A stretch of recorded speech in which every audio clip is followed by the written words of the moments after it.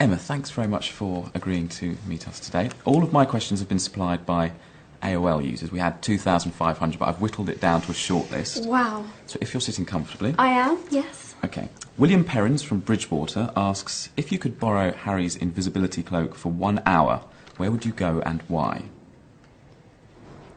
Gosh, that's so hard. I could borrow his invisibility cloak for an hour. I guess you just want to be like a fly on the wall, somewhere really interesting, like go to the Houses of Parliament or like go and watch the Queen or something. I don't know. Just sitting on the Queen? Yeah, just like... Just find out what she gets up to? Yeah, just kind of... That could be it's quite awful, fun. but people Maybe watch, her and Prince Philip. Yeah, see what's really... Yeah, definitely, see Good what that's answer. like. I'd probably do something like that. Interesting, Yeah. interesting. Just 'cause I'm nosy. Really nosy. Ashley Streeter from Tunbridge asks, what are you asking Santa Claus for this Christmas? I've asked for some perfume. I've asked for... Interesting. Yeah. So it brings me on to something else. Oh, good. I've asked for some new pyjamas. Gosh, what else? Some quite boring things, to be honest. Nothing really that interesting. But essential for the cold winter. Yes, exactly. Jewellery, I think it's the other one. You know, So some nice can't jewellery. really go wrong. Speaking of the perfume, Yes. Mummy Begum from London asks, if you had the chance to launch your own perfume, what would you call it and what ingredients might you use? Okay, I never would, but if I was going to do that horrendous thing, then I would, gosh, I really love the smell of jasmine. I really like roses. I quite like sort of quite sweet, quite fruity, quite kind of like... I don't like perfumes to be too heavy. Like, summer perfume. Yeah, quite light and summery. Yeah, that's what I was thinking. And what would I call it?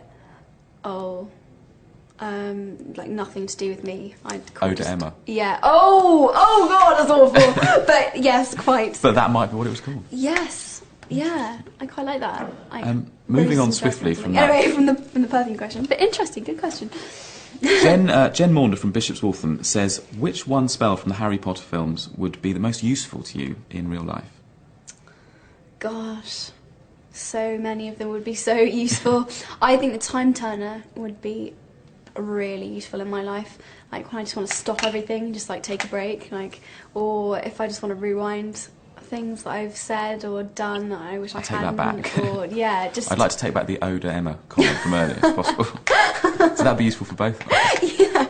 No, I just think that would be brilliant. And I thought Ode to Emma was quite witty. I wouldn't worry about it. Hannah Waterfall from Gillingham in Dorset says, what's the strangest thing that a fan has given you? Bibles. I guess then a lot of Bibles. Really? Yeah, it's Like very peculiar. Multiple Bibles? Sort of. I think people think, you know, we are child stars after all, that we kind of need guidance, and so... Do you? Well, I think I'm doing okay. You know, I'm sure my parents would say different, or just other people would say different, but, you know... But, so I have a stack of about 3 or 4, 5 now, I think, almost. Yeah. 5 Bibles? Yeah. She doesn't need any more Bibles. Yeah. Thank you so much, guys, but I'm good on the spiritual guidance. OK, Jade Sahota from Kintore in Aberdeenshire asks, did you cry while reading The Deathly Hallow? And if yes, at which bits? Oh my goodness, I cried at so many different points. It was absolutely pathetic. I really did. The one that really got me, and I don't know why, was Dobby when he got stabbed and when he died. That was just the end of me. I was hysterical. I was absolutely hysterical. I'm that feeling was a bit just, sad now. Yeah, it just really, really got to me, that bit. I just thought that was just horrendous and very sad, yeah. Very sad. Let's take a moment on that. Yeah. But finally, Angela Sutherland from Harrow asks, you're cooking a meal for Daniel and Rupert. What would you make them and what would you drink?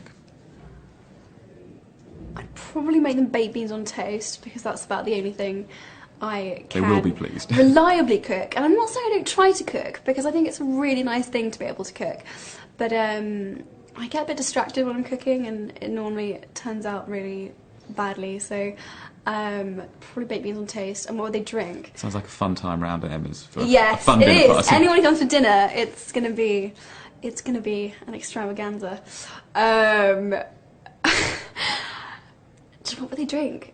I don't know, you know, they're over 18 now, like pull out a nice bottle of wine. A good vintage. And yeah, like some nice wine Wine and baked beans. Yeah, Interesting nice wine, combination. baked beans on toast. Perfect. It's a winner. What more do you need? Thank you so much for talking to us today. Thank you.